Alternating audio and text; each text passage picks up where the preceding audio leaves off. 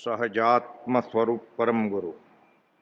સૌરાષ્ટ્ર સુંદર દેશમાં બંદર વાણિયા છે ભલો, ત્યાં પરમ પુરુષ નિધાન પ્રગટ્યો માન સરજમ હંસલો. તસ રત્ન કુક્ષી દેવ માતા દેવસુત પ્રસેવ્યો ખરો, પ્રભુ તુલ્ય મહાશય તત્વજ્ઞાની રાજચંદ્રમયા કરો. નહીં રાગ ને વળી દ્વેષ નો લવલેશ આત્મ પ્રદેશમાં, પરમાત્મા સમજો ધર્મ મૂર્તિ દેહધારી વેશમાં. કળિકાળમાં ભવ રોગ હરવા વૈદ્યમાનું આખરો, પ્રભુ તુલ્ય મહાશય તત્વજ્ઞાની રાજચંદ્રમયા કરો.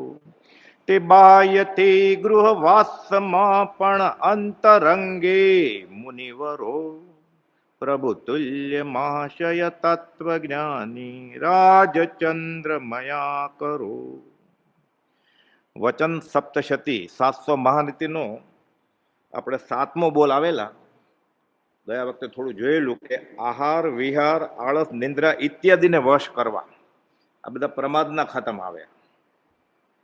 અને આહાર અને નિંદ્રા એટલે ભૂખ અને ઊંઘ વધારે વધે ઘટાડે ઘટે. ઘણા જ્ઞાનીઓએ જૈનેતરમાં આ વાત કરી છે. એક વાર ખાય તો પણ ચાલે, 4 વાર ખાય તોય ચાલે, અને 90-100 વર્ષ જીવે પાછા. જે વધારે ખાય એ અધ્યાત્મ ઓછું કરે, જે ઓછું ખાય અધ્યાત્મ વધારે કરે. કુપાઉદેવે લખ્યું છે મહાવીરના બોધને પાત્ર કોણ? એમાં બોલ છે 9મો કે આહાર વિહાર અને નિહારનો નિયમી.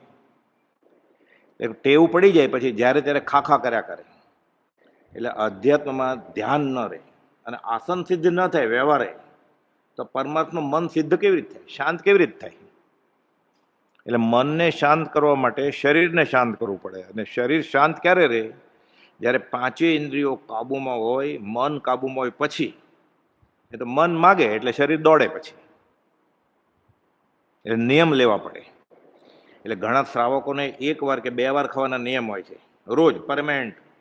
એકાશણું કરે કે બેસણું કરે એવા હોય. સંગણ નબળા હોય, કદાચ 3 વાર પણ ખાતા હોય, એમાં પણ પાછું વ્યસન સેવે.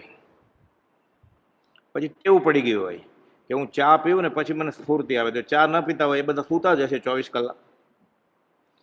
વૈજ્ઞાનિક આધુનિક વિજ્ઞાનને ખબર જ છે કે આ ચાથી સ્ફૂર્તિ આવે કે કોફીથી, આ બધા વ્યસન. વિઅસન, અસન એટલે ખોરાક, વિઅસન એટલે વિશેષ ખોરાક. આ ખોરાકનો ભાગ છે જ નહીં.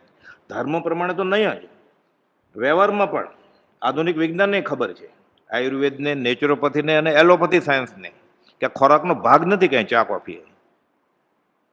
એટલે સીધો નરકે નહીં વયો જાય ક્યાંય, પણ નાના નાના આવા વ્યસન જીવને અધ્યાત્મમાં સ્થિર ન થવા દે. પછી બરોબર પ્રાર્થનાનો ઘંટ વાગ્યો હોય કે આત્મસિદ્ધિ કે અપૂર્વ સ્તર શરૂ કરવાનું હોય, અને 3 કે 3:45 થયા હોય ને ચા ન મળી હોય, એટલે બગાસ આવવા માંડે. પછી આમે આખી આત્મસિદ્ધિમાં 2-3 વાર તો ઝોકા આવી જ જતા હોય, એમાં ચા ન પીવે એટલે સૂતો જ રહે પછી. એટલે સૂતેલાનું સૂતું, જાગતાનું જાગતું. આ તો સિદ્ધાંત છે અધ્યાત્મ. અને નિંદ્રા માટે તો સર્વઘાતીની પ્રકૃતિ કહી છે આ. અને આહાર વધે એટલે નિંદ્રા વધે. એટલે આહાર કાબુમાં આવે પછી જ નિંદ્રા કાબુમાં આવે, એ તો કાબુમાં આવે જ નહીં. સર્વઘાતીની પ્રકૃતિ, જીવતું મળદું જ થઈ ગયો સૂતો એટલે. કૃપાલદેવ કહે છે કે આહાર વિહાર રખડ્યા કરે બધે. 14 રાજલોકમાં બધી દિશાઓ ખુલ્લી છે. શ્રાવકના 12 વ્રતમાં 5 અણુવ્રત, 3 ગુણ વ્રત અને 4 શિક્ષા વ્રત. એમાં 3 ગુણ વ્રતમાં દિશા પરિમાણ કરે કે 14 રાજલોકમાં બધી દિશાઓમાં હું રખડે નહીં કરું કાંઈ. પણ મફત ટિકિટ આવી છે તો કેનેડાની, તો નહીં જવાનું, પચકાણ છે, અધિકરણની ક્રિયા લાગે. રાવી, સાદી ભાષામાં રાવી કહેવાય એને. અને 14 રાજલોક ખુલ્લા જ છે. આ તો ગુણ વ્રત, ખાલી ગુણ કયો, આ કઈ સંકિત ન થઈ જાય સીધું. પછી એમાં શિક્ષા વ્રત આપ્યું, જે ગુણ વ્રત પાળે છે, અણુવ્રત પાળે છે, એને શ્રાવકને અધ્યાત્મમાં આગળ વધવા માટે ભગવાને શ્રાવકના 12 વ્રતમાં દેશાવકાશિક વ્રત, જે દિશા પરિમાણ કર્યું છે કે હું ભારતની બહાર નહીં જાઉં, પછી ચાતુર્માસ હોય એટલે મુંબઈની બહાર ન જાય, અને પર્યુષણ હોય એટલે ખાલી ઘરની ને મંદિરની છૂટ રાખે કે બીજે નહીં જવું. દેશાવકાશિક જે છે એમાંય પાછો નિયમ બાંધે, એના કરતા આગળ પછી તો પોષ જ કરે શ્રાવક. એટલે પ્રેક્ટિસ કરે. કઈ પ્રેક્ટિસ કરે કે પરિગ્રહ મમતા તજી કરી પંચ મહાવૃદ્ધાર અંત સમય આલોચના કરું સંથારો સાથ. 3 મનોરથ એ કયા? શ્રાવકના મનોરથ છે. એટલે અધ્યાત્મનો જિજ્ઞાસુ જીવ, મુમુક્ષુ જીવ, સાધક જીવ પ્રાર્થનામાં મનોરથ કે ક્યારે થઈએ બાહ્યંતર નિર્ગ્રંથ જો.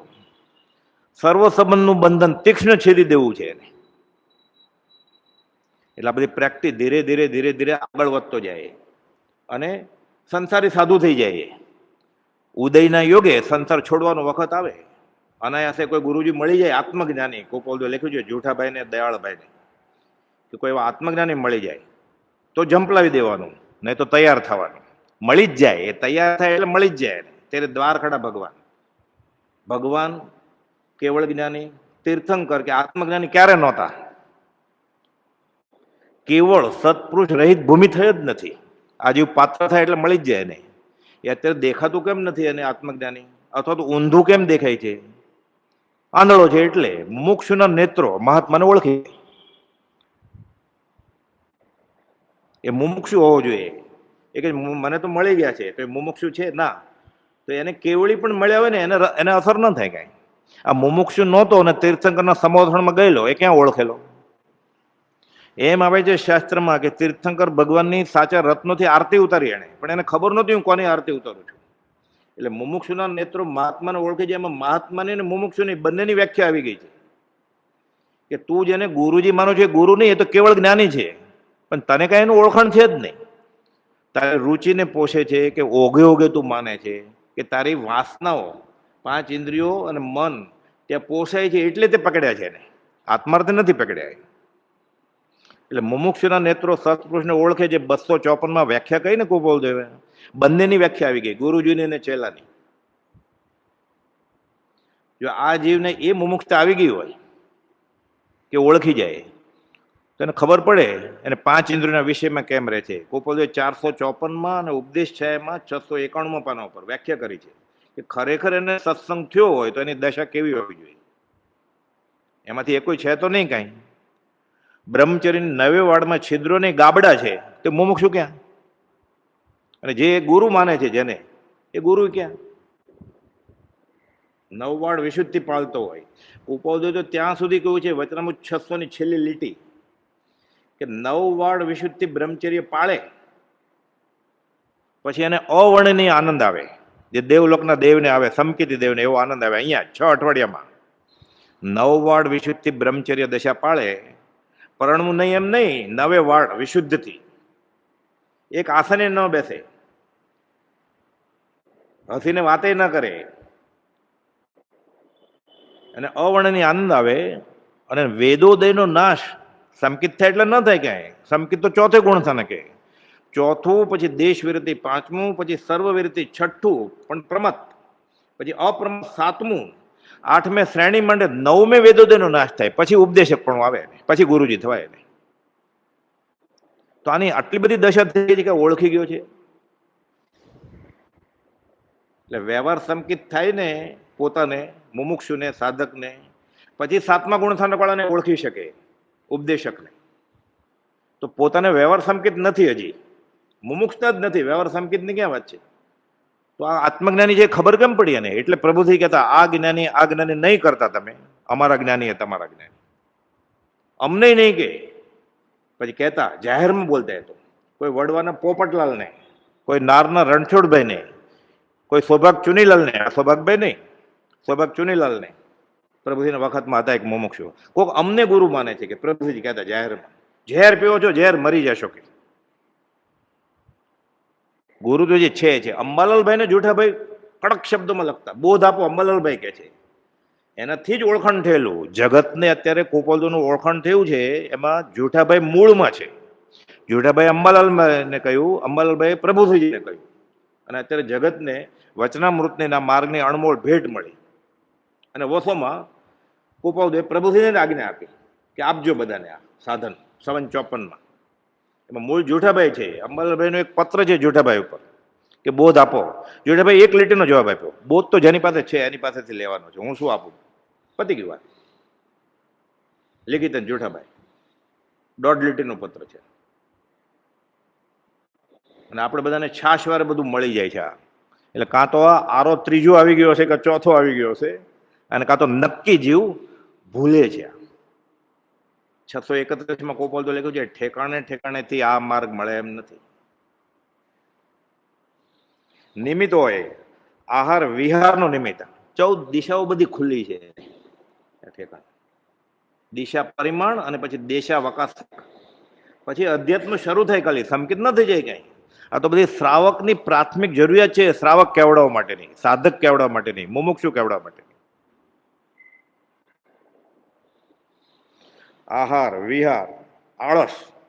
આળસ આળસ તો મોટો મોટો અવગુણ છે જીવનો. અધ્યાત્મમાં તો ભગવાન મહાવીરે ગૌતમ ગંધર્વને ટકોર કરી. ગોયમાં ગોયમાં ગોયમાં બનતે બનતે બનતે તોય કહે છે એ ગોયમાં સમયમ ગોયમ મા પમાય. અવસર પામીને જે આળસ કરશે એ મૂરખમાં પહેલો. કેવો? ભૂખ્યાને જેમ ઘેબર દેતા હાથ ન માંડે ઘેલો. ઘેલો છે, બધું મળ્યું છે ને હવે આળસ કરે છે કે થોડો થાક લાગ્યો છે, થોડું સૂઈ લઉં પછી કરીશ પ્રાર્થના. અનંતકાળથી સૂતો જ છે. તો ગોપાલદેવ પુષ્પમાળામાં પહેલું વાક્ય લખ્યું કે ભાવ નિંદ્રા ટાળવાનો પ્રયત્ન કરો. આ ક્યારે નથી તો ક્યારે જાગ્યો છે? આ જાગ્યો જ નથી હજી. હજી એનું સૂવું છે. આગળ આવ્યું ને નિંદ્રા. નિમિત્ત હોવો જોઈએ. નિંદ્રા તો સર્વઘાતીની પ્રકૃતિ છે. આપણે જે સૂઈએ છે ને એ પણ નિંદ્રા. શરીર છે એટલે 2 પ્રહર ગોપાલદેવે છૂટ આપી છે 6 કલાક સુવાની. સામાન્ય રીતે 6 કલાક, સંગણ નબળા છે 7 કલાક, 8 કલાક, દિવસનો ત્રીજો ભાગ. એનાથી વધારે સૂવે ને એટલે દર્શન આવણીય કર્મ ગાઢ કરે છે. આ સૂવું એ નિંદ્રા, 6 કલાકની નિંદ્રા પણ દર્શન આવણીય કર્મ જ છે. એટલે જેમ જેમ સાધક અધ્યાત્મમાં આગળ વધે એમ એની ઊંઘ ઘટતી જાય. ગોપાલદેવ ઘણી વાર સૂતા જ નહીં, ખાલી બપોરે 20 મિનિટ સૂતા હોય 24 કલાક. બ્રહ્મચારીજી પ્રભુજીના અંતેવાસી થયા પછી 20, 21, 22, 23 કલાક જાગ્રત હોય. તોય ગોપાલદેવને પત્ર લખ્યો છે, પત્ર સુધા, કે ઊંઘ એનો ભાગ પડાવે છે. તમારી કૃપા થાય તો એ ઘટે. અને ખરેખર ઊંઘ અડાડવાનો મૂળ ઉપાય તો એ જ છે શાસ્ત્રમાં. ઓછો ખોરાક, નિયમિત આહાર વિહાર, એ તો બધું બરોબર. પ્રમાદ ન કરવો, વિકથન ન કરવી, એ તો બરોબર. છેલ્લે સત્પુરુષની કૃપા થાય પછી જ દર્શન થાય, એટલે સંકિત થાય. પવિત્ર પુરુષની કૃપા દ્રષ્ટિએ સમ્યક દર્શન છે, ગોપાલદેવે લખ્યું છે. અને દર્શન આવણીય કર્મ, ખરેખર ઊંઘ સત્પુરુષની કૃપા થાય પછી જ ઉડે. તો આપણે તો એના માટે ઈલાજ કરીએ છીએ કે બહુ સારી ઊંઘ આવી. અંધારું કરી દે, મ્યુઝિક મૂકે, એર કન્ડિશન કરે, પાછો ઠંડી હવા એટલે પંખો થોડોક કરે એટલે ઠંડી હવા અડે ને, સ્પર્શેન્દ્રિય જાગૃત થાય નહીં સૂતા સૂતા. એટલે ઊંઘમાં એવા સપના આવે પછી.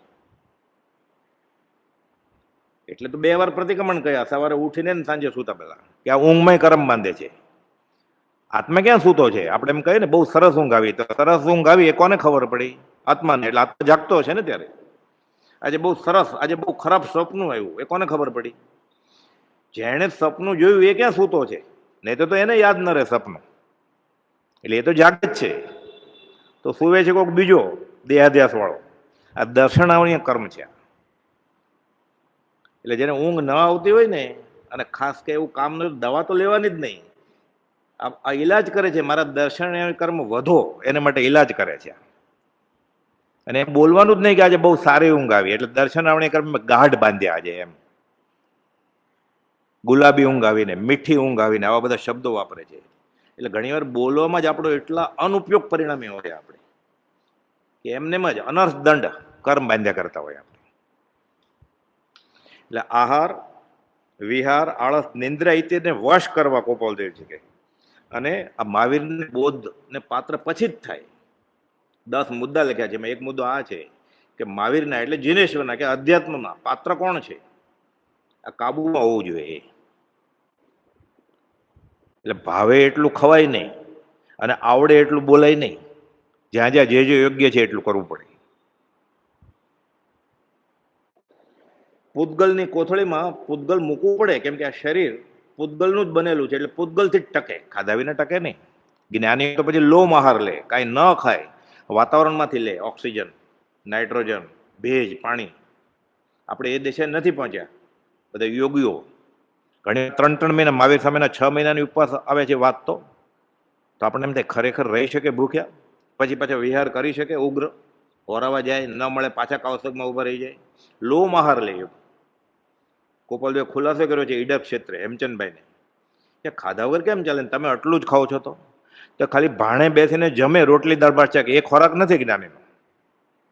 લોમ આહાર લે. પણ એ તો ક્યારે, જ્યારે ઉચ્ચ કક્ષાની સાધનામાં પહોંચી જાય ત્યારે. પણ પૂતગલની કોથળીમાં પૂતગલ એટલે ખોરાક ખાવાની ના નથી, સ્વાદ ખાવાની ના છે. આપણે રોટલી દાળ ભાત શાક ખાતા નથી, આપણે સ્વાદ ખાઈએ છીએ. આપણે પ્રવાહી નથી પીતા, આપણે સ્વાદ પીએ છીએ. એટલે કુપોદે કહ્યું સ્વાદનો ત્યાગ એ આહારનો ખરો ત્યાગ છે. આંબેલ એ જ છે સ્વાદનો ત્યાગ, ન ખાવું એમ નહીં, સ્વાદનો ત્યાગ. પણ હવે એવું થયું કે અમુક આઈટમ ન ખાય એને આંબેલ, પછી 57-58 આઈટમ હોય તો વાંધો નહીં કાંઈ, આંબેલ છે જ નહીં આ શાસ્ત્ર પ્રમાણે. જિનેશ્વરના શાસ્ત્રો જોઈએ ને, આ તો નેમિનાથ ભગવાનની દેશનામાં છે બધા નિયમો, ત્યારથી ચાલ્યું આવે છે. અને એના આગલા તીર્થંકરમાં હતું જ બધું. 1 દ્રવ્યની આંબેલ, 2 દ્રવ્યની આંબેલ, ખાલી ઘઉંની ઘૂઘરી, ઘઉં બાફે અને ઉકાળેલા પાણી, બસ 2 જ વસ્તુ. કાં તો ચોખા બાફેને ખાઈ જાય. હવે 3-4 દ્રવ્યની હોય છે. હવે તો રોજ જમવામાં 3-4 આઈટમ હોય, 5 આઈટમ હોય આપણે ઘરે, અહીંયા 33 આઈટમ હોય. આંબેલ ક્યાં કહેવાય? એટલે સ્વાદને કાબુમાં લે તો આંબેલ થાય, નહીં તો આંબેલ ન થાય. તેલ વાપરો કે ન વાપરો. કોપલે કહ્યું આ જીવે દિવસે ને રાત્રે ખાધું છે, ફરક નથી પડતો કાંઈ. સમજાવણ ઉપકાર શું? સમજે તો સમજે જીન સ્વરૂપ. દુર્વાસા સદા ઉપવાસી અને શ્રીકૃષ્ણ સદા બાળ બ્રહ્મચારી. જૈનેતરમાં આવા દાખલા છે. એટલે આહાર વધે વધાર્યો, ઘટે ઘટાડ્યો, ઘટાડવો પડે, પછી શરીર ટેવાઈ જાય. એ પ્રમાણે શરીર પાસે શક્તિ હોય, ચૂસી લે એમાંથી. વિહાર, દિશા પરિમાણ અને દેશાવકાશિક વ્રતની વાત કરી. આળસ, આળસ તો જૈનેતરમાં હિતોપદેશમાં બધા સલાહ આપી છે આવી રીતે. પ્રમાદમાં પહેલાના જમાનામાં ઋષિકુમારો ચોટલી રાખતા. આ કોઈ વિધિ કે તીલા ટપકાની વાત નહોતી, પણ ઋષિકુમારને શ્લોક ગોખવા માટે આપ્યા હોય અને ઊંઘ આવે, સુવાની મનાઈ હોય કે રાત્રે આટલા શ્લોક નહીં આપ ત્યાં સુધી સુવાની મનાઈ. ઘરે તો જવાનું ન હોય. 25 વર્ષ સુધી ત્યાં જ હોય, બ્રહ્મચર્ય આશ્રમ, પછી ગૃહસ્થાશ્રમ કરે ને. એટલે ગુરુજી એમ કે ઊંઘ આવે છે, ખીતી ઊભો રહે ત્યાં, અને એ ચોટલી ખીતી બાંધી દેવાની, એટલે જોલું આવે એટલે ચોટલી ખેંચાય, એટલે પાછો ટટ્ટાર થઈ જાય અને ગોખવા માટે શ્લોક. પછી આ સમજાણું નહીં એટલે આગળ જતા ટીલા ટપકા બધું ધર્મનો ભાગ સમજવા માંડ્યા. બધી વસ્તુમાં મૂળ આશય હોય છે, એ ન સમજાય એટલે સાપ ગયા ને લીડસોટા રહ્યા એવું રહે. એટલે આપણે ત્યાં ટન ટન ટન ચાંદલો કરીએ એટલે ધર્મ થઈ ગયો. પછી ઘણા એમ કે જૈન ધર્મના પ્રતિક છે. આ જૈન ધર્મના પ્રતિક નહીં, આ મિથ્યાત્વના ગેરસમજણના પ્રતિક છે આ બધા. આમ જૈન ધર્મના પ્રતિક ક્યાં આવ્યા? આટલું ટેલું કરો, યુ શેપ કરો એટલે ફલાણો સંપ્રદાય, સીધી લીટી કરો એટલે ફેલાણો, રાખ ચોપડો એટલે સીધો, ગોળ ટપકો કરો એટલે સીધો અમુક સંપ્રદાય. એમ જ થયું ને. તમે અધ્યાત્મ ક્યાં આવ્યું? છોડી મત દર્શન તણો આગ્રહ તેમ વિકલ્પ, કયો માર્ગ આ સાચ છે કયો? જે શ્રીમદ રાજચંદ્રે કહ્યો છે. તો જન્મ તે નાલ્પ આત્મસિદ્ધિ ગાથા 105. એમાં તો કુપોલદો એમ લખ્યું છે કે આ કાળે મોક્ષ થાય એનો નિષેધ નથી. એમાં એમ અર્થ કર્યો છે, વચનામૃતમાં જ છે એનો અર્થ. આળસ ભૂંડી ભૂતડી, વ્યંટરનો વળગાડ, પેસે જેના પિંડમાં અસીમ કરે બગાડ. હરિભજન કો આલસી, કબીરે આજ કે છે, ભોજન કો હોશિયાર. કોઈને પૈસા ગણતા ગણતા ઊંઘ આવી ગઈ એવું સાંભળ્યું? કે બંડલ ગણતો હતો 2,000 નોટનું, ત્યારે ઊંઘ ના આવે. ડ્રાઇવિંગ કરતા કરતા, મેચ જોતા જોતા ઊંઘ આવી ગઈ એવું બને? પ્રાર્થના કરતા કરતા ઊંઘ આવે, આત્મસિદ્ધિ હોય, 20 દુઆ હોય. 36 માળામાં તો કેટલી માળા વહી ગઈ જ ખબર ન પડે. હાશકારો થાય, હવે 3 જ બાકી છે, એટલે 32 સુધી સૂતો જોઈએ. એટલે આ બધા દર્શનાવણીય કર્મના ભંગા છે. નિંદ્રા સુવે, પછી બેઠા બેઠા સુએ. આ નિંદ્રા આ જેને ગાઢ દર્શનાવણી કર્મ બેઠા બેઠા સુવે, કે હલબલાવીએ ત્યારે માંડ ઉઠે, ઘણાને પાણી છાંટવું પડે, ચિરોટીઓ ભરવો પડે, ટપલી મારવી પડે.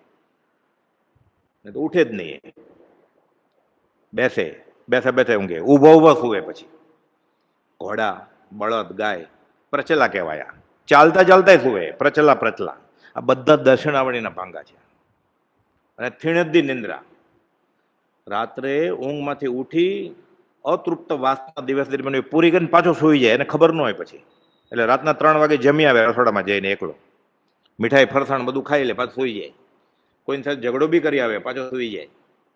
આ બહુ મોટો રોગ છે મેડિકલ સાયન્સની રીતે. અને અધ્યાત્મ તો એમ છે કે આ સાધુને દીક્ષા આપી અને આચાર્યને ખબર પડે એટલે રજોહરણ અને વેશ લઈ લે અને કાઢી મૂકે, અને નિયમથી આજે નરકે જાય એમ લખ્યું છે શાસ્ત્ર.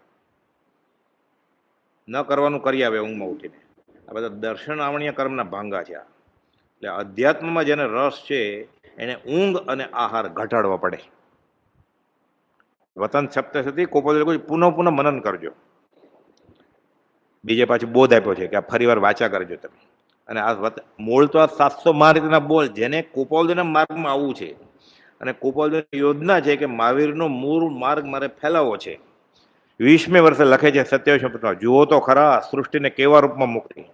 ત્યારે એક દિવસમાં કે બાંધા નક્કી કર્યા છે જે અમારા બોધ માટે લાયક થવું છે, જેને અને પ્રભાવના કરવી છે વિતરાગના મૂળ માર્ગે, એને આ બોલ બધા ધ્યાનમાં લેવા પડશે.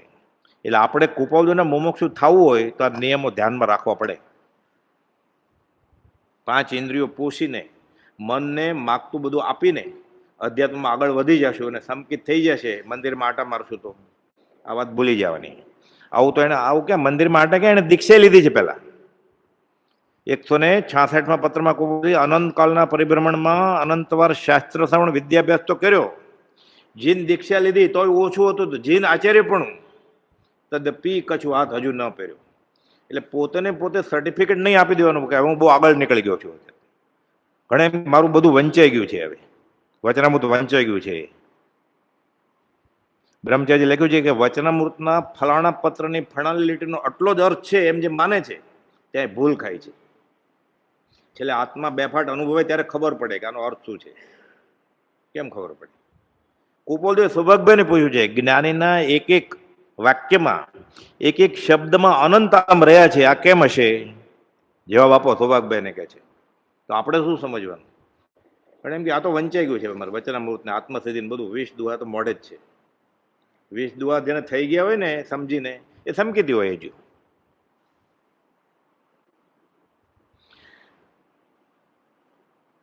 નિંદ્રા સર્વઘાતની પ્રકૃતિ, જીવતું મળદું આગળ આવ્યું ને પૂજાના પાઠમાં આવે છે. દર્શન આવણીય કર્મના સુદનમાં જે અંતરાય કર્મની પૂજા, દર્શન આવણીય કર્મના નાશની પૂજા, એમાં આવે છે આ બેનો જગત પિતરાણી રે. નિંદ્રા નિંદ્રા નિંદ્રા, પ્રતલા પ્રતલા પ્રતલા, થીણદી, આ 5 બહેનો આખા જગતને ચલાવી રહ્યું છે. બધાને ઊંઘમાં રાખે છે. સુતાર્યો અમે તમને મોક્ષ જવા નહીં દઈએ. દર્શન આવણીય, દર્શન નહીં થવા દઈએ. દર્શન મોહની એટલે શ્રદ્ધાની ખામી, અને દર્શન આવણીય જ્ઞાનનો ભાગ છે. દર્શન થાય પછી જ્ઞાન થાય ને. એટલે જ્ઞાન અને દર્શન એક જ વસ્તુ છે. દર્શન પહેલા થાય પછી જ્ઞાન થાય. એટલે શાસ્ત્રમાં સમજાયું છે કેવી રીતે દૂરથી ક્યાંક પ્રકાશ દેખાય છે, આપણે ક્યાંક આવે છે. 2 વ્હીલર હશે કે રિક્ષા હશે, કાર હશે કે ટ્રક હશે, ખબર નથી. થોડું નજીક આવ્યું એટલે ખબર પડી કે આ બસ છે. આ તો એ ખાલી પ્રકાશ દેખાણો એ દર્શન થયું, પછી વિકલ્પ થયો કે શું હશે? હા, ટ્રક લાગે છે, કાર લાગે છે, આ જ્ઞાન થયું. એટલે બંને જ્ઞાનના જ ભાંગા છે. એટલે જ્ઞાન આવરણીય, દર્શન આવરણીય છે જ. સર્વજીવ છે સિદ્ધસમ. આ જૈન ધર્મની અપૂર્વ શોધ છે કેવળીની. દર્શન આવરણીય કર્મ અને જ્ઞાન આવરણીય કર્મ. આ ઊંઘ આપણે પછી આગળ બધું એટલે એ કાઢવી પડે પહેલા. સર્વઘાતની એ બેનો જગત પિતરાણી રે, નાના મોટા પ્રાણી મૂંઝવ્યા રે. ભાનુદત્ત પૂર્વધર પડ્યા રે, દીપ જ્યોતે શોધ્યા નવી જડિયા રે. પૂર્વધર ભાનુદત્ત, 2 ભાઈઓ દીક્ષા લીધેલી.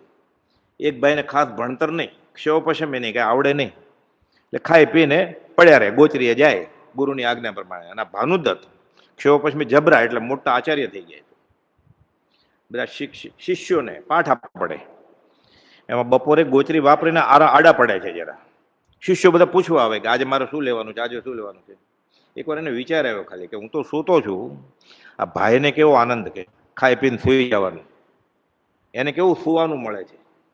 મને સુવાનું નથી મળતું. આ ભાનુદત્ત પૂર્વધારી આ થયું, સીધા અધોગતિ વયા ગયા. નાના મોટા પ્રાણી મંજુ ભાનુદત્ત પૂર્વધર પડ્યા રે, દીપ જ્યોતે શોધે નવી જડિયા રે. એટલે એને ભાઈને કેવું સારું, એને ઊંઘાય શાંતિથી. મારે અધ્યાત્મના હિસાબે ઊંઘવા નથી મળતું. આ ભાવ એને પૂર્વધારી આચાર્ય ગયા નીચે, અધોગતિએ ગયા. નિંદ્રા આવી ખરાબ વસ્તુ છે. શરીર ટકાવવા માટે સુવાનું છે. ગોપાલ કહ્યું છે નિયમિત નિંદ્રા લેવાની, એની ના નથી. પણ આવા બધા સાધકોના જે મૂળ લક્ષણો છે એ જ ન આવ્યા હોય તો અધ્યાત્મમાં આગળ કેમ વધાય? પછી આસન સિદ્ધિ ન થાય. ટેકો ગોતે, થાંભલો ગોતે, પંખો ગોતે, મંદિરમાં આશ્રમમાં બધે તીર્થળ એની જગ્યા ફિક્સ હોય. એ ન આવે, છેલ્લે જ આવવાનો 10 મિનિટ આસનની પાથરીને ગયો હોય. આ અધ્યાત્મનો ભાગ નથી. ક્ષેત્ર પ્રતિબંધ થઈ જાય એને.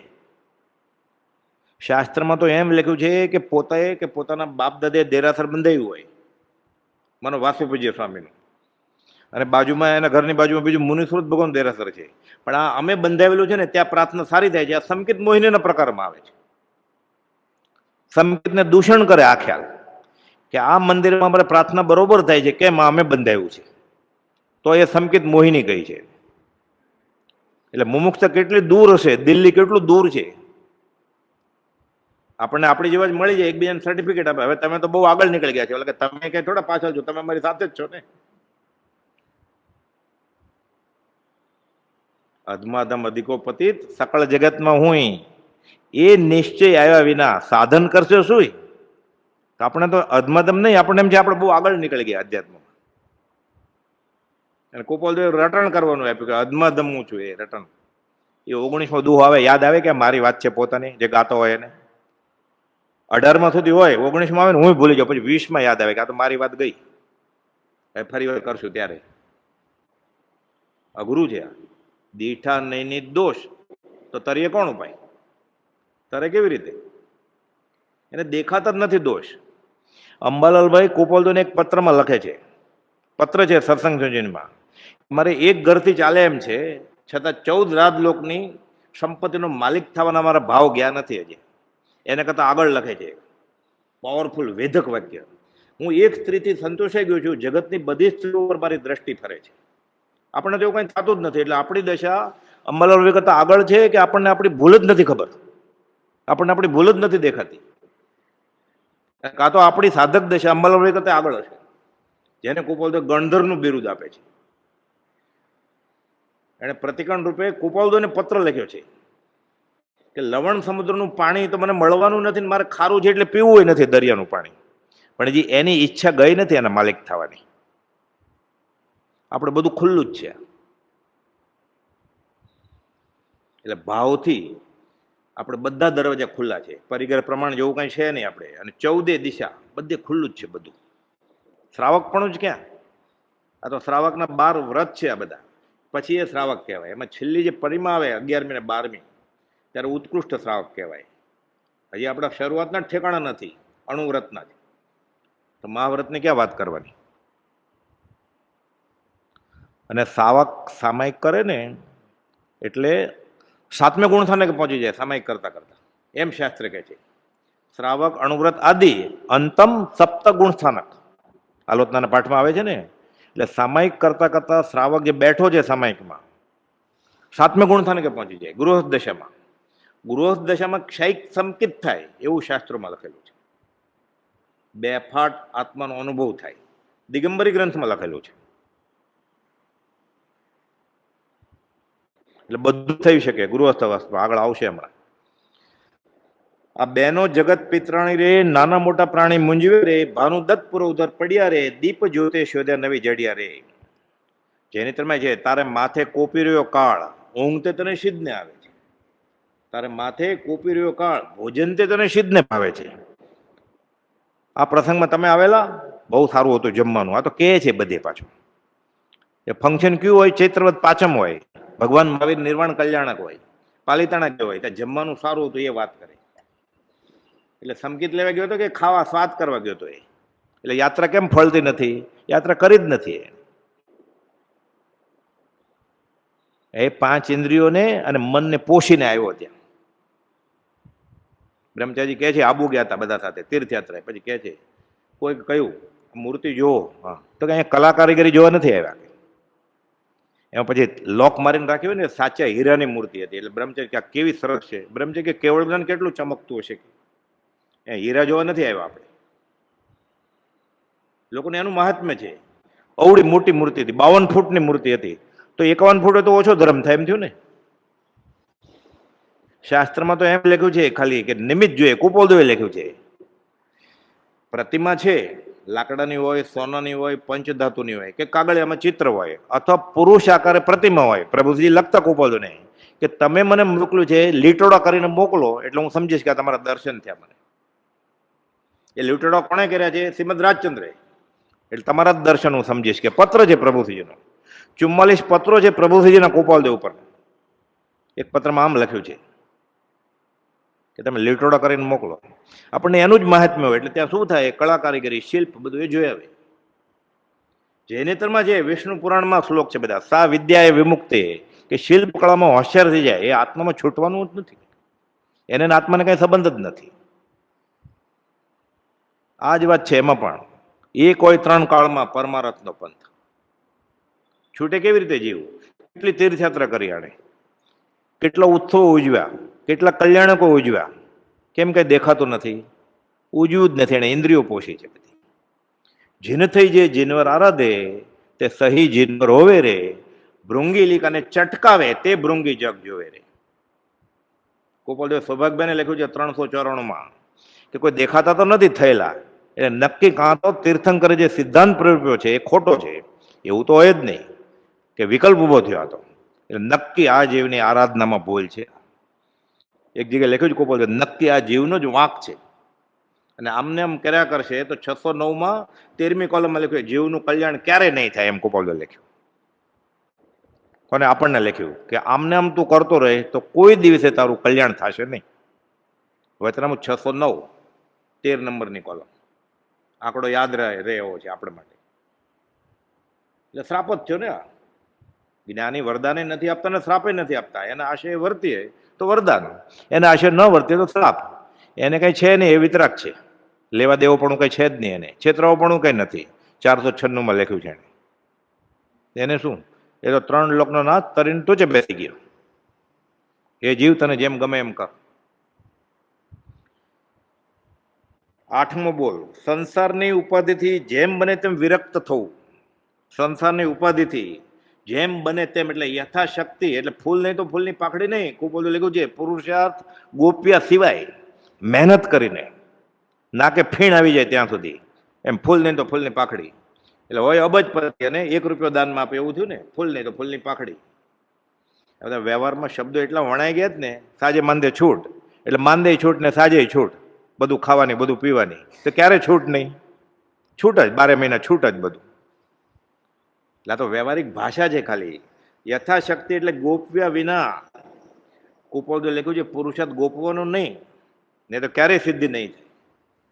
જેમ વ્યવહારમાં અમુક વસ્તુ જોતી હોય, માથે પરીક્ષા હોય, દિવાળી હોય ને ધંધો હોય દીકતો, 3 જ દિવસ બાકી હોય અને રિફંડ મળવાનું હોય, તો કેવો દોડે? માંદો હોય તો. એટલે સંસારની ઉપાધિથી જેમ બને તેમ યથાશક્તિ એટલે ગોપ્યા વિના પુરુષાર્થ કરવો જોઈએ. ના અમે ઘર લઈને બેઠા છે ને, અમારી જવાબદારી ફરજ છે. આ બધા લુલા શબ્દો છે. કુપોલદેવે 773માં સમજાવ્યું છે કે મોહ છતાં અનુકંપા માનવાથી અને પ્રમાદ છતાં ઉદય માનવાથી કર્મ ભૂલથાપ ખાવાનો નથી. કુપોલદેવની કુટુંબ હતું, સૌભાગભાઈ, જોઠાભાઈ, અંબાલાલભાઈ, બ્રહ્મચારી, બધા ઘર બારી જતા. અને આપણા કરતા લગભગ બધાને ઘણી બધી તકલીફ વધારે હતી. અધ્યાત્મમાં આવવા નહોતા દેતા ઘરના. આપણે એટલી બધી તકલીફ નથી. અંબાલાલભાઈની તો ફરિયાદ આવતી કુપોલદેવ પાસે કે તમને વળગ્યો છે એટલે ઘરે ધ્યાન નથી આપતો. સૌભાગભાઈને અઠવાડિયા પછી ખાવા ધાન નહોતું. જૂઠાભાઈને કુપોલદેવના પત્રો મુંબઈથી આવતા પેઢી ઉપરથી આપતા નહીં, છોપાડી દેતા હતા. આપણને આવી તકલીફ નથી કાંઈ. તકલીફમાંથી એ લોકો અપૂર્વ આત્મજ્ઞાન લાદ્યું છે. અને બધા આપણી જેમ બહારથી ગૃહસ્થવાસમાં હતા. પ્રભુજી જે હતા સાધુ, એને વેસ્ટ ને બધું છોડી દીધું, પછી સંપ્રદાય છોડી દીધું. એ આ ગૃહસ્થ સાથે ભળી ગયા, આખી આખી રાત પ્રાર્થના કરતા અંબાલાલભાઈ સાથે ખંભાતના ખારા પાટમાં, કે હું તો રાત્રે નીકળી જતો કે બધાને પૂછ્યા વગર. પૂછવું પડે સંઘપતિને, સાધુને અપાથરાની બહાર નીકળવું હોય સૂર્યાસ્ત પછી, કે હું પૂછ્યા વગર જ નીકળી જતો કે. એટલે એ ગૃહસ્થ જ થઈ ગયા ને. અને કુપાલદેવ તો હતા જ બહારથી ગૃહસ્થ. હજી 50 વર્ષ પછી આપણે ગૃહસ્થ જ માનીએ ને ગોપાલદેવને. એટલે આપણી કઈ દશા હશે અધ્યાત્મમાં. એટલે 20 દુઆ આપ્યા ગોપાલદેવે. જ્ઞાનીનું ઓળખાણ એટલું સહેલું હોત તો મોક્ષ અહીં જ હોત પૃથ્વી ઉપર, ગોપાલદેવ કહે છે.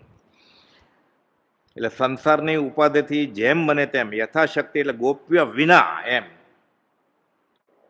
ત્યાં એ સિદ્ધાંત રાખવાનું કે બનનાર છે તે ફરનાર નથી, અને ફરનાર છે તે બનનાર નથી.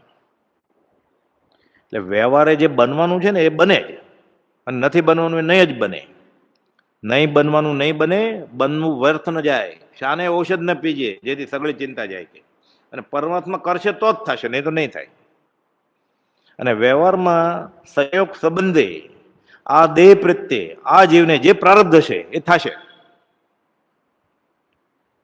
નરસિંહ મહેતા કહે છે, જયના ભાગ્યમાં જે સમયે જે લખ્યું તેને તે સમયે તે જ પહોંચે. બધું લખેલું જ છે વ્યવહારમાં. 2 સૈનિક સાથે મોકલ્યા છે, લઈને આવ્યો છે પ્રારબ્ધ અને આયુષ્ય, એ પ્રમાણે બધું થયા જ કરે. એટલે વ્યવહારમાં ગમે એટલી મથામણ કરીએ આપણે તો એ બદલે નહીં, અને કદાચ બદલે તો એ વધારે નુકસાન જ થવાનું હોય. એમ મરડે ને ઉદીરણા કરીને બદલાવાની કોશિશ કરે તો એ કુપાલદેવ કહ્યું સમ્યક ઉપાય કરવાનો, અને પરમાત્મા કરશે તો જ થશે, નહીં તો નહીં થાય. જો ઈચ્છો પરમાર્થ તો કરો સત્ય પુરુષાર્થ, કે મારું થઈ જશે નસીબમાં છે ત્યારે. ભવસ્થિતિ આદિ નામ લઈ છેદો નહીં આત્મા. ઉપાદાન જાગશે ત્યારે મારો મોક્ષ થઈ જશે. જો નિમિત્ત નહીં પકડે ને તો ઉપાદાન ક્યારે નહોતું. અન આદિકાળથી આજ સુધીમાં ઉપાદાન ક્યારે નહોતું. તો ભૂલ ક્યાં હતી? નિમિત્ત ન પકડ્યું. નિમિત્તને પકડવું એ અધ્યાત્મમાં મોટો પુરુષાર્થ છે, દીક્ષા કરતા મોટો, સંથારા કરતા મોટો. અધ્યાત્મમાં નિમિત્ત મળે પકડી લે સમ્યક રીતે, આ મોટો પુરુષાર્થ છે. નહીં તો ભવસ્થિતિ પાકે જ નહીં. પ્રભુજીને મૂંઝવતું હતું. ભગવતી સૂત્રમાં આવ્યું વાંચવામાં કે ભવસ્થિતિ પાકે ત્યારે મોક્ષ થાય. હરકચંદજી મહારાજ વાંચે છે ત્યારે તો પોથી હતી, આવા પુસ્તક નહોતા, એટલે એક કાગળિયા નીચે મૂકતા જાય, એટલે વાંચે છે. પછી મહારાજને પૂછે છે કે તો પછી ભવસ્થિતિ પાકે ત્યારે મોક્ષ થાય, તો મેં આ દીક્ષા લીધી, 100 મહિનાનું છોકરું ઘોડીએ રડતું મૂકીને આવ્યો, 82 વર્ષની માં છોડી દીધી, 25 વર્ષની પત્ની છોડી દીધી, તો ભૂલ કરીને ઉતાવળ કરી મેં કઈ સમજાવી ન શક્યા. બીજા શ્રાવકોને પૂછ્યું, સમજાવી ન શક્યા. અંબાલાલભાઈ, ત્રિભુવનભાઈ બધા કુપાલદેવના પત્રો વાંચે, તો કે ત્યાં શું કરો છો? આ વાંચે કા ઉપર જાઓ મોટા મહારાજ પાસે, કે અહીંયા આવો, ભલું થવાનું. એટલે બધા ઉપર ન ગયા, ત્યાં ગયા પ્રભુજી પાસે. શું વાંચો છો? તો કે જ્ઞાનીના પત્રો છે કુપાલદેવને મુંબઈથી. હજી કુપાલદેવ ખંભાત આવ્યા નથી, પત્ર જ ખાલી મળ્યા છે. તો આ પ્રશ્ન ચર્ચાનો કે ભવસ્થિતિ પાકે ત્યારે મોક્ષ થાય, તો ભવસ્થિતિ ક્યારે પાકે મારી? પ્રભુજી પૂછે છે. અંબાલાલભાઈ કે આ પ્રશ્ન શું, તમે ગમે તે પ્રશ્ન પૂછો ને, અમારી આગળ જ્ઞાની છે કે એ આવશે હમણાં દિવાળીમાં આવવાના છે કે. તો કે અહીંયા લઈ આવશો? તો કે લઈ આવશું. પછી તો બહુ લાંબી વાત છે. કૃપાલદેવ આવ્યા 47 આસો મહિનામાં. પ્રથમ મિલને 3 નમસ્કાર કર્યા, પત્ર વાંચીને જ ઓળખી ગયેલા પ્રભુજી કે આ જ્ઞાની છે. પછી જે ઓળખાણ થયું તો સંકિતની નિર્મળતા બધી. પૂછે મારી ભવસ્થિતિ ક્યારે પાકે?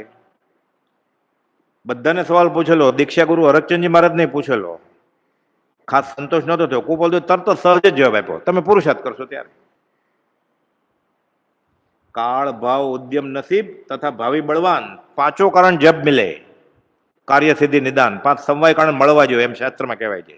પુરુષાર્થ છે 4 કારણોને ખેંચી લે, અને પુરુષાર્થ ન કરે તો 4 કારણો આવીને વયા જાય. તક આવે, આવતી તક ઝડપે નહીં, પછી વહી જાય. તો જડનો શું ઉપયોગ? કર્મ વયું જાય. આપણે એમ ઘણીવાર બહુ ગુસ્સો આવે, ઘણીવાર ખાવાની ઈચ્છા થાય ને આપણે નિયમ લઈએ કે ના હમણાં તો નહીં જ, પછી 1 કલાક પછી એવી ઈચ્છા ન હોય, 1 કલાક પછી એવો ઝઘડો કરવાની ઈચ્છા વહી જાય. તો આવી રીતે અધ્યાત્મની તક આવે, ન પકડીએ ને તો ઈચ્છા વહી જાય, પછી સૂતેલો જ રહે. જંગલનો રાજા સિંહ, રાજા કહેવાય ને, એને ખાવું હોય ને, ભૂખ લાગે દોડવું જ પડે, એને મહેનત કરવી પડે. ઉદ્યમેની સિદ્ધંતી કાર્યાણી, ન મનોરથે નહીં સુપ્તસ્ય સિંહસ્ય મુખે પ્રવેશંતિ મૃગા. ઉદ્યમથી કાર્ય સિદ્ધો થતા ન કાંઈ મનોરથોથી કે આ થઈ જશે.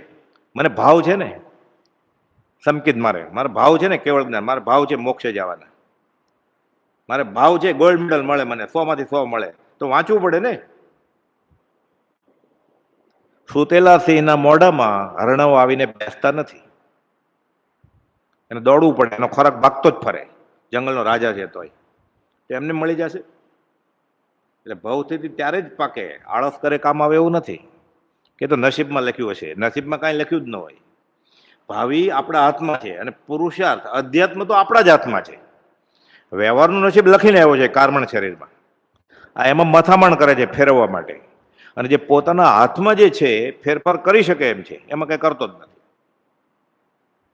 અનંતકાળથી આ જ ભૂલ થતી આવી છે.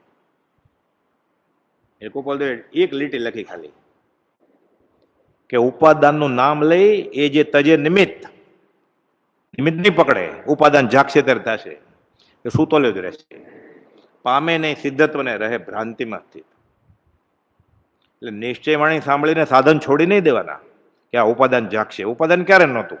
કીડીમાં હતું જ ને આત્મા, તો હાથીમાં હતો જ આત્મા, દેવલોકમાં હતો, કેમ ન થયું? નિમિત્ત ન પકડ્યું એટલે. હવે મનુષ્યપણું મળ્યું અને નિમિત્તે મળ્યા બધા, એ નહીં પકડે તો હતું એવું. આ તો ચકડોળ છે, ગોળ ગોળ ફરે છે, ઉપર પહોંચી ગયો છે. હવે સંઘની પંચેન્દ્રિય મનુષ્ય ભવ, એની ઉપર કંઈ છે જ નહીં. હવે પાછું રિવર્સમાં આવશે, 4 3 2 1. એ પાછું ક્રમ પ્રમાણે આવે એવું જરૂર નથી. 4માંથી સીધો, 5માંથી સીધો 1માં આવી જાય, સીધો નરકે જાય. આ પકડશે બધું તો જડ મંદ અધોગતિ જન્મ જશે એના.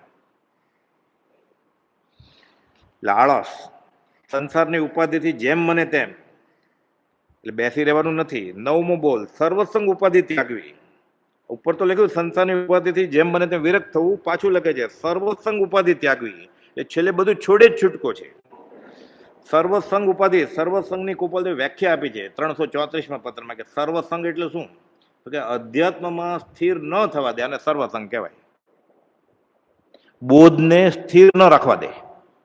આપણને ખબર પડી કે મુમુક્ષતા આને કહેવાય, સંકિત આમ થાય, મોક્ષ આમ થાય, સાધક આવા હોવા જોઈએ, પછી સ્થિરીકરણ નથી થતું. કેમ? સર્વસંગ નડે છે આપણને. પોતાનું શરીરથી લઈ અને ગાડી લાડી વાડી બધું સંગ જ છે, અને સંગના યોગે જીવ ભૂલે છે. એટલે પોતાનું ઘર જ મોટો કુસંગ છે જો અધ્યાત્મ ન સજાતો હોય તો. ગોપાલદેવે તો કહ્યું છે કુટુંબરૂપી કાજળની કોટડી છે. અનંતાનુમતિ કશાયને રહેવાનો એ પર્વત છે ત્યાં, એમાં કાળો ડાઘો લાગવાનો જ. કુટુંબરૂપી કાજળની કોટડીમાં એક રેખ લગે એમાં રહે છે. ગોપાલદેવને પોતે કહે છે કે માથું ધડ ઉપર રહેતું નથી, આંખ પાસે જમીનની રેતી ઉચકાવીએ છીએ, પરસેવો છૂટી જાય છે કે પ્રસ્વેજ છૂટી જાય છે. એક હાથે માં ભીરમણ સમુદ્ર તરવા જેવી મહેનત કરવી પડી એને. તો આપણે શું? આપણે શાંતિથી બેઠે. ગોપાલદેવ જે શાંતિથી સુવે છે, જેને એમ હોય કે હું મરવાનું નથી, એ ભલે શાંતિથી સુવે. ગોપાલદેવ જેવાને આ મહેનત પડી છે. સૌભાગભાઈ જેવાને છેલ્લા 8 દિવસ હતા ત્યારે જ બેફાટ સંકિત થયું, અને સહેજે એમ થઈ જાય કે હું સમકીતી છું અથવા તો હું સમકીતીને મળી ગયો છું. સૌભાગભાઈ જે ગોપાલદેવ વખાણે છે એને નમસ્કાર કરે છે કે તમે અમારા માટે જન્મ લીધો છે, તમે અમને અમારી ઈચ્છાનું સુખ આપ્યું છે, તમે અમને ન મળ્યા તો ક્યારના અમે મરી ગયા હોત, એમ લખે છે. એ સૌભાગભાઈને છેલ્લા 8 દિવસમાં જ બેફાટ આત્મા અનુભવમાં આવ્યો, ના અને છાશવારે મળી જાય છે. એટલે કેટલું અઘરું હશે આ વસ્તુ, કેટલું દુર્લભ હશે આ મુમુક્ષતા છે. એટલે સંગ, સર્વસંગ ઉપાધિ ત્યાગવી, અને આ નહીં ત્યાગે ત્યાં સુધી જીવ છૂટે નહીં. બધા દુઃખનું કારણ સંગ છે.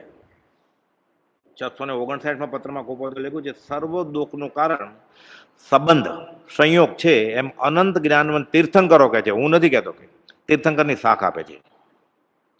તો આપણે તો હળી મળીને રહીએ એને સારો ગુણ કહે છે. આ બેન બહુ માયાળું છે, આ ભાઈ બહુ માયાળું છે. જ્ઞાની ના પાડે છે કે આ માયા છોડતું. એટલે પ્રથમ ગ્રાસે જ મક્ષિકા છે આપણી અધ્યાત્મમાં, હજી મુમુક્ષતા જ નથી આપણામાં. એટલે ઝઘડો નથી કરવાનો, બધી લાકડી નથી ઉછાળવાની. દોસ્તી છોડવી પડે. જ્યાં રાગ નથી ત્યાં દ્વેષ નથી, આ અખંડ સિદ્ધાંત છે. રાગ કરશે એટલે દ્વેષ થશે જ ને, થાય જ. એક સિક્કાની બે બાજુ છે.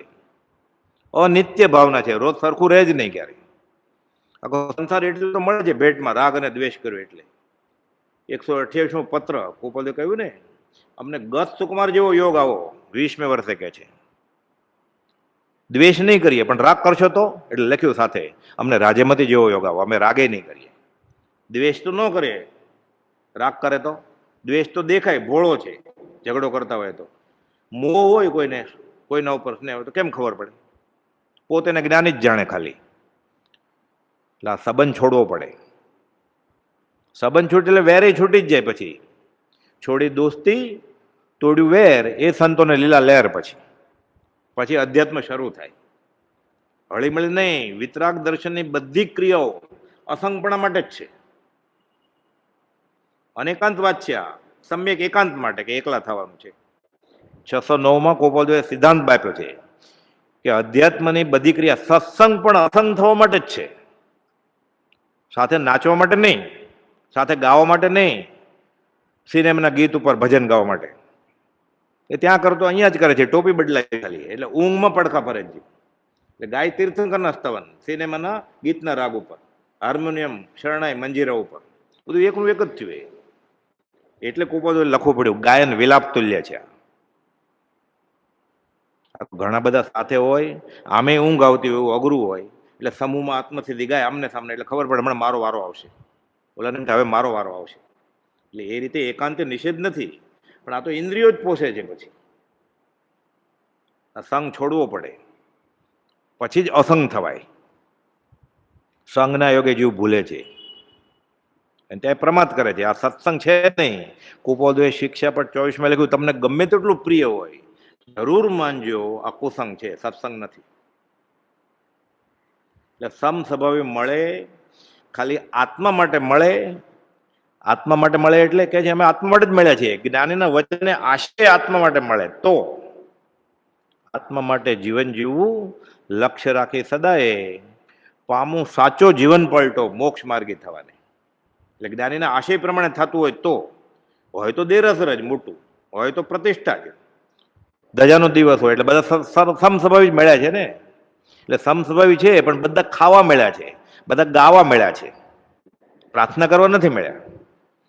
આનો અધ્યાત્મમાં દાખલો છે જૈનેતરમાં, કે સમસ્વભાવી તો સત્સંગ તો કહેવાય કે નહીં. ગોપાલદેવે સત્સંગના પાઠમાં દલીલ કરી છે. તો એ બધા સમસ્વભાવી, બધા ચોર છે તો સમસ્વભાવી જ છે ને, તો એ સત્સંગ જ કહેવાય ને. સરખા જ ખ્યાલ છે. જ્યારે આત્માર્થે મળ્યા હોય, વર્તે સદગુરુ લક્ષ, તો સમકિત કહેવાય. લક્ષ્મણ રેખા ઓળંગે તો એ સમકિત બાર છે, તીર્થંકરના માર્ગની બહાર છે. 414 પત્રમાં છેલ્લા ફકરામાં ગોપાલદેવે લખ્યું છે કે સ્વચ્છંદપણે પોતાને ગમે એ પ્રમાણે જો વર્તતો હોય, અનુપયોગ પરિણામી થઈને, તો તીર્થંકરના માર્ગથી બહાર છે. બધા સર્ટિફિકેટ આપ્યા છે, સિદ્ધાંત છે બધા. એટલે સમ સ્વભાવીનું મળવું આત્માર્થે હોય તો સત્સંગ, નહીં તો કુસંગ. 4 ચોર નક્કી કર્યું કે હમણાં કે મળ્યું નથી મોટી ચોરી, એક મોટો હાથ મારીએ કે નગર શેઠનું ઘર, કે લગ્ન ને એવું કઈ હતું, એટલે બધા જાન લઈને ગયેલા કે આજે તોડવા એવું છે ઘર, બધું સોનું ચાંદી ઘરેણા ને હીરા બધું મળશે. મોટો હાથ માર્યો, બધું ભરીને પોટલા, આખા વરસનું દાળદર ફેટી જશે એટલું મળ્યું. કે નક્કી કરે છે કે આટલા વખતથી તો બહુ મહેનત કરી, કાંઈ મળ્યું નથી, થોડાક રૂપિયા મળતા, આ તો પોટકું આખું લઈને આવ્યા છે, આપણે શાંતિથી ભાગ કરીએ. એટલે 25-25% થાય ને 4 જણના, એ શાંતિથી પહેલા જમીએ પછી ભાગ પાડીએ. કે સમસ્વભાવિત છે બધા, ચારે ચોર ખુશખુશાલ છે કે આખા વરસનું દાળદર ફીટી ગયું છે આપણું. કે 2 જણા મીઠાઈ લઈ આવો, ફરસાણ ને મીઠાઈ. એટલે 2 જણા મીઠાઈ લેવા જાય છે, અને 2 જણા કે અમે ધ્યાન રાખીએ છીએ અહીંયા જંગલમાં, ઝાડ નીચે બેઠા છીએ, જલ્દી આવજો. કે 2 જણા વિચારે છે કે આપણે લઈને જાશું, પછી ખાસું ને ભાગ કરશું તો 25-25% આવશે, 4 ભાગ થાય ને. એ કદાચ આ મીઠાઈમાં ઝેર નાખી દઈએ તો 50-50% થઈ જાય ને. સમસ્વભાવી છે, બેયને પૈસા જોઈએ છે ને.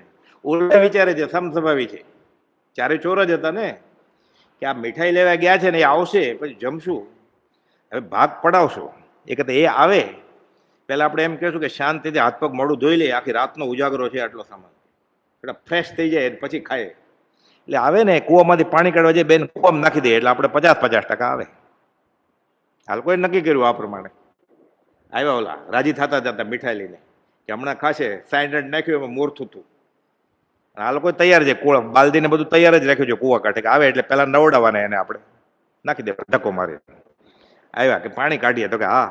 ઓલાને કેમ ઉતાવળ છે? કેમ કે મીઠાઈમાં ઝેર નાખેલું જ છે કે ભલે ને એ કે કરીએ આપણે, 5 મિનિટ મોડું થાય તો શું વાંધો. એટલે પાણી કાઢવા જાય છે ને, બેન મારો ધક્કો કે શાંતિથી આપણે 50-50% લઈ લઈશું. હવે ખાવા બેઠા, એને ખાઈ લીધું.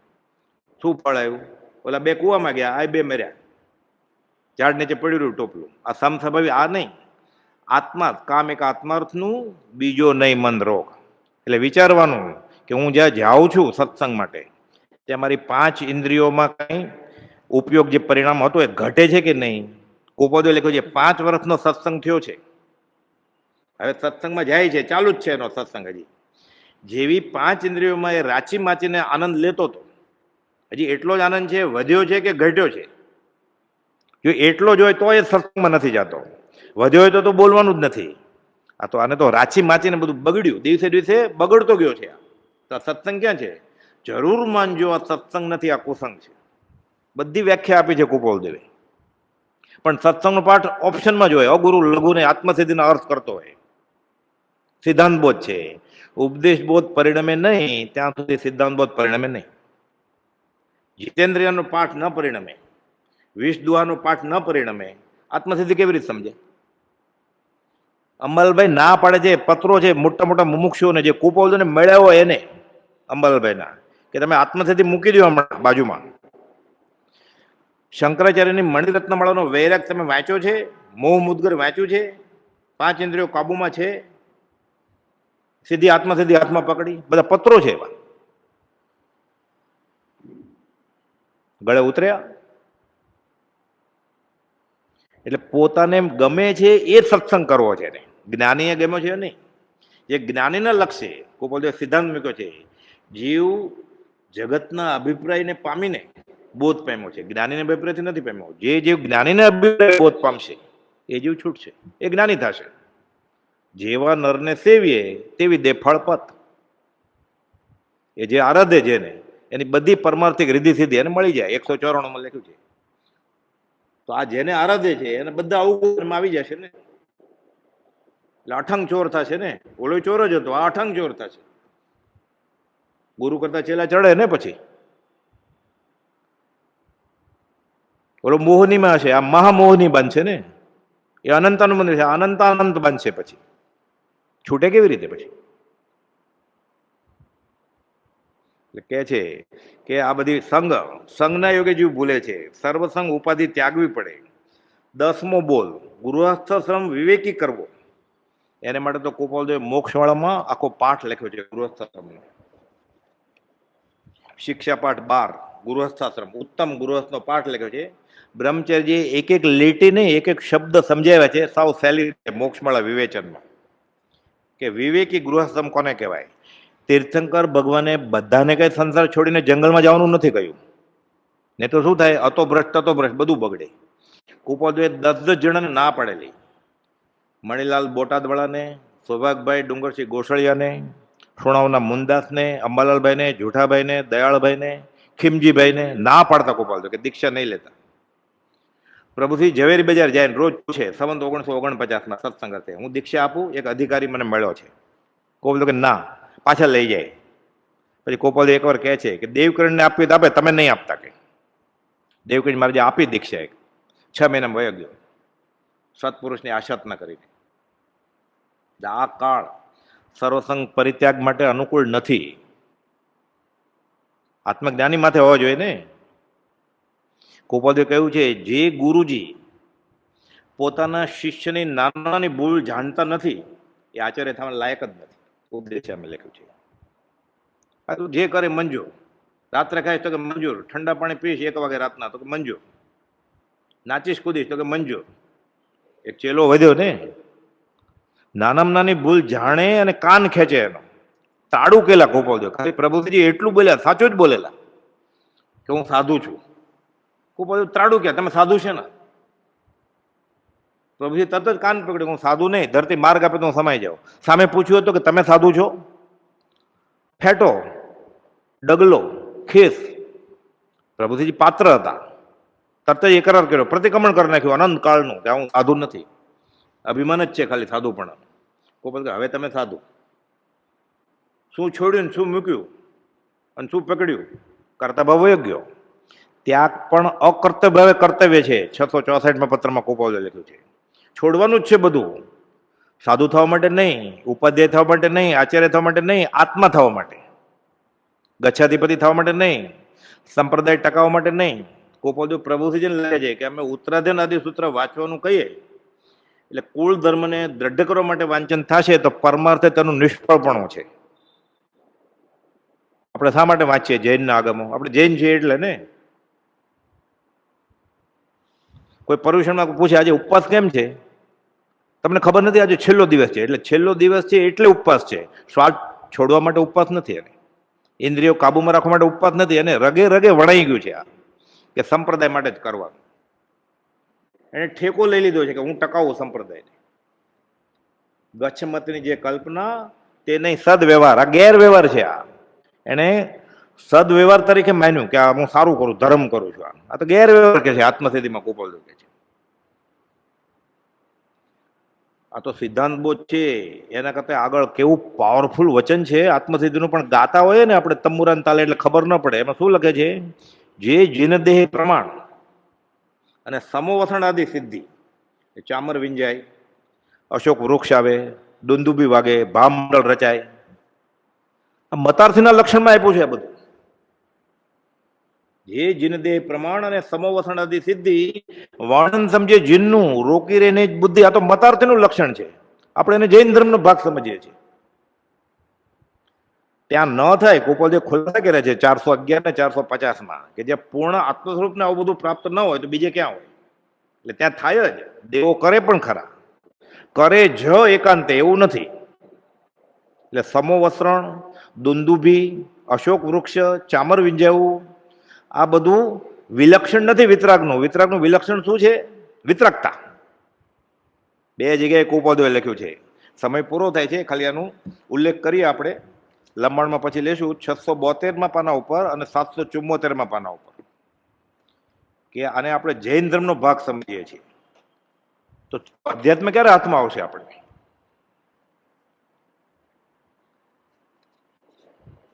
સ્તુતિકાર શ્રી સમનભદ્ર સુરી વિતરાગ દેવને જાણે કહેતા હોય. એટલે પેલા વિતરાગ કહેવાય એવા સમનભદ્રને, આચાર્યને, કે જો હું ભગવાન આવ્યો. એ સમનભદ્ર, આ અમારા અષ્ટ પ્રાતિહાર્ય આદિ વિભૂતિ જો દુંદુબી વાગે છે હું આવ્યો એટલે. અશોક વૃક્ષ રચાય છે, સમોવસણ જોઈ લો, ભામંડળ જોઈ લો. કે કોણ કે છે? વિતરાગ દેવ સમનભદ્રને કહે છે કે જો હું ભગવાન આવ્યો. અમારું મહત્વ જો. એટલે સમનભદ્ર મહારાજ સિંહ ગુફામાંથી ગંભીર પદે બહાર નીકળતા ત્રાડ પાડે છે. કોને ત્રાડ પાડે છે? આચાર્ય વિતરાગ ભગવાનને ત્રાડ પાડે છે કે અમે સમોવસણ જોવા નથી આવ્યા. સમનભદ્ર સુરી ત્રાડ પડતા કહે છે કે દેવતાઓનું આવવું, આકાશમાં વિચરવું, ચામર આદિ વિભૂતિનું ભોગવવું, ચામર આદિ વૈભવથી વિંજાવવું, આ તો માયાવી ઇન્દ્રજાળિયા પણ બતાવે. તારી પાસે દેવોનું આવું થાય છે કે આકાશમાં વિચરવું થાય છે કે ચામર છત્ર આદિ વિભૂતિ ભોગવે છે, માટે તું અમારા મનને મહાન? ના ના, એ માટે તું અમારા મનને મહાન નહીં. તેટલાથી તારું મહત્વ નહીં. એવું મહત્વ તો માયાવી ઇન્દ્રજાળિયા પણ દેખાડી શકે. કેલાલની માયા જાળ ઘણે જોયું હશે. અહીંયા બાંધ્યો હોય અને બોક્સમાં નાખીએ, પહેલે માળે આઈ એમ હિયર એમ કે પહેલે માળે.